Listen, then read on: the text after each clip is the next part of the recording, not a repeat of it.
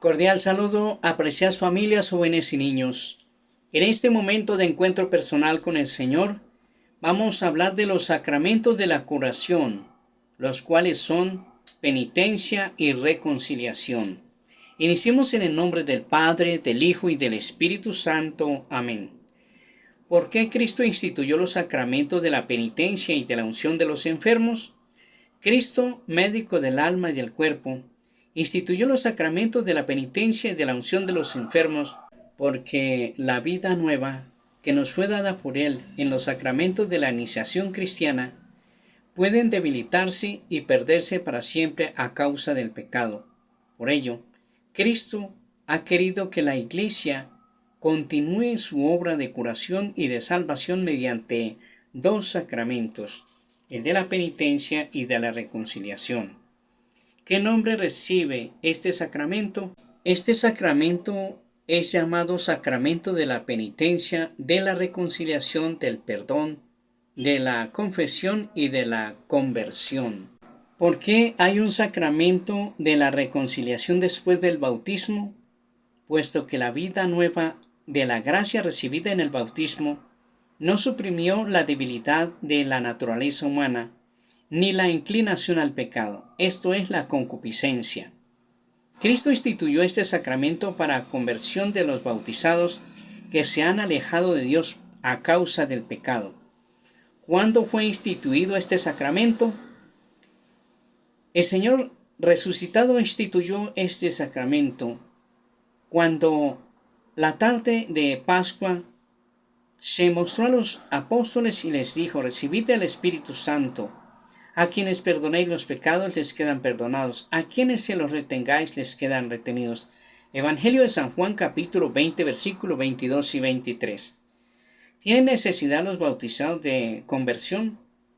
La llamada de Cristo a la conversión resuena continuamente en la vida de los bautizados. Esta conversión es una tarea ininterrumpida para toda la Iglesia, que siendo santa recibe en su propio seno a los pecadores. ¿Qué es la penitencia interior?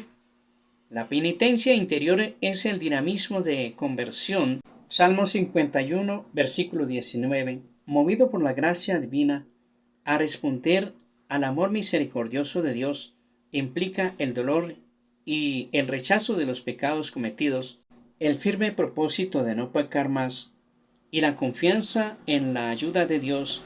Se alimenta de la esperanza en la misericordia divina. ¿De qué modo se expresa la penitencia en la vida cristiana? La penitencia puede tener expresiones muy variadas, especialmente el ayuno, la oración y la limosna.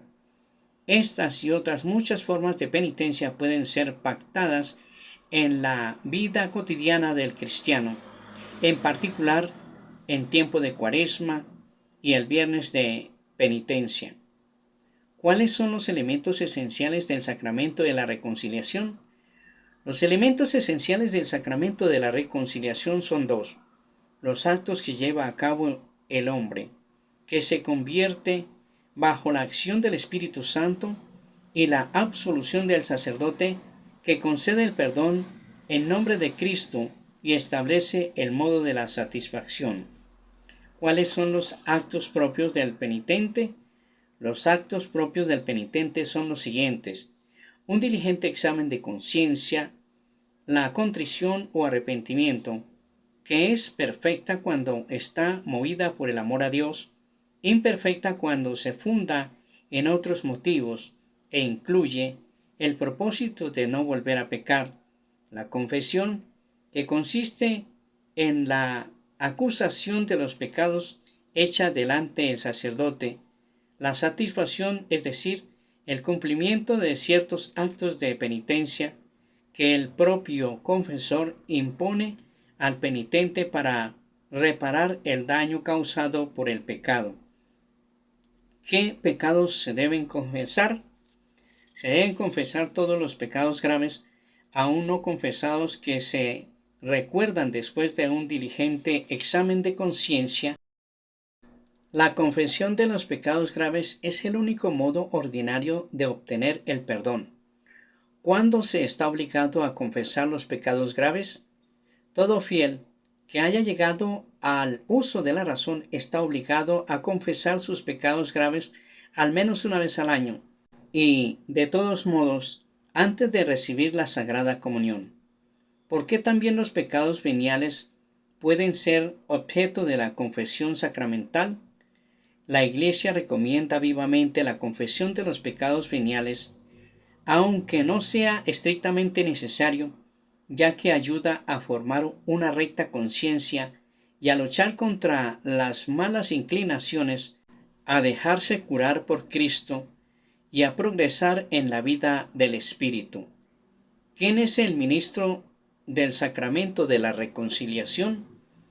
Cristo confió el ministerio de la reconciliación a sus apóstoles, a los obispos, sucesores de los apóstoles y a los presbíteros, colaboradores de los obispos, los cuales se convierten, por tanto, en instrumentos de la misericordia de la justicia de Dios. Ellos ejercen el poder de perdonar los pecados en el nombre del Padre, del Hijo y del Espíritu Santo. ¿A quién está reservada la absolución de algunos pecados particularmente graves? La absolución de algunos pecados particularmente graves, como son los castigos de excomunión, está reservada a la sede apostólica o al obispo del lugar o a los presbíteros autorizados por ellos, aunque todo sacerdote puede absolver de cualquier pecado y excomunión al que se halla en peligro de muerte. ¿El confesor está obligado al secreto? Dada la delicadeza y la grandeza de este ministerio y el respeto debido a las personas, todo confesor está obligado, sin ninguna excepción y bajo penas muy graves, a mantener el sigilo sacramental, esto es, el absoluto secreto sobre los pecados conocidos en confesión. ¿Cuáles son los efectos de este sacramento? Los efectos del sacramento de penitencia son la reconciliación con Dios y por tanto el perdón de los pecados, la reconciliación con la Iglesia, la recuperación del estado de gracia si se había perdido, la remisión de la pena eterna concedida a causa de los pecados cometidos mortales y al menos en parte de las penas temporales que son consecuencia del pecado, la paz y la serenidad de conciencia y el consuelo del espíritu y el aumento de la fuerza espiritual para el combate cristiano. Se puede celebrar en algunos casos este sacramento con la confesión general y absolución colectiva. En caso de grave necesidad como un inminente peligro de muerte, se puede recurrir a la celebración comunitaria de la reconciliación con la confesión general y la absolución colectiva, respetando las normas de la Iglesia y haciendo propósito de confesar individualmente a su debido tiempo los pecados graves ya perdonados de esta forma. ¿Qué son las indulgencias? Las indulgencias son la remisión ante Dios de la pena temporal cometida por los pecados ya perdonados en cuanto a la culpa que el fiel, cumpliendo determinadas condiciones, obtiene para sí mismo o para los difuntos mediante el ministerio de la Iglesia, la cual, como dispensadora de la redención, distribuye el tesoro de los misterios de Cristo y de los santos. El Señor nos bendiga y nos guarde de todo mal, nos conceda la gracia de vivir en su paz y su amor, y nos guarde para la vida eterna. En el nombre del Padre, del Hijo y del Espíritu Santo. Amén.